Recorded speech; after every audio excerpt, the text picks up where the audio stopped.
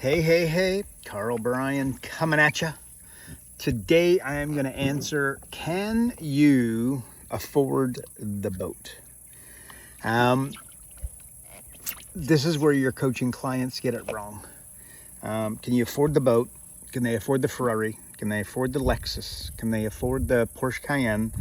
Can they afford the 100-inch big screen TV? Can they afford the trip? Can they afford to leave their company for 2 weeks to a month? And do they expect to come back to a bigger company? That's dumb. But anyways, that'll be a topic for another day, right? But owners don't leave their company for extended periods of time and come back to a bigger one, right?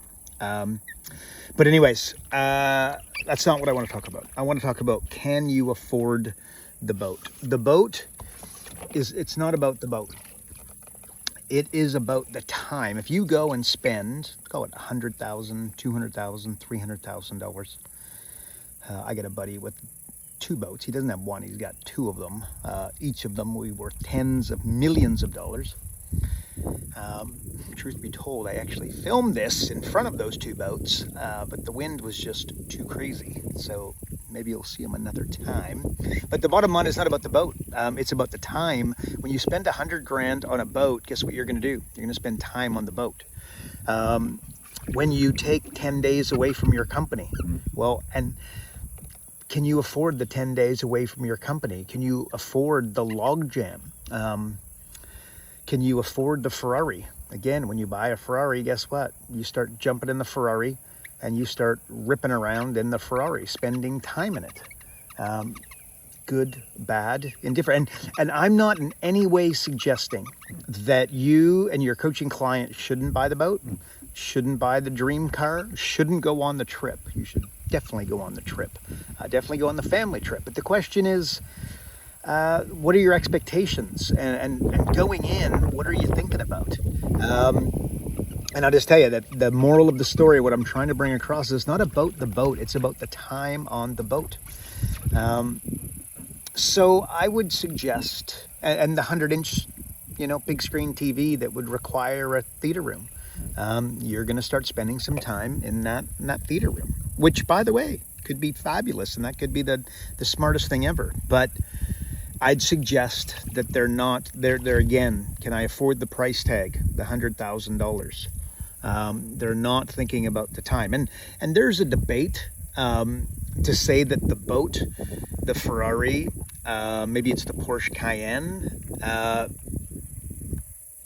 that there's going to be other benefits psychologically from doing that. But I just don't think that's the way they're thinking. And that's what I want you to be thinking about. Again, I've owned them all. I've owned a Lotus, I've owned a Porsche, I've owned a Ferrari, I've owned a Lamborghini, I've owned all of the flashy cars.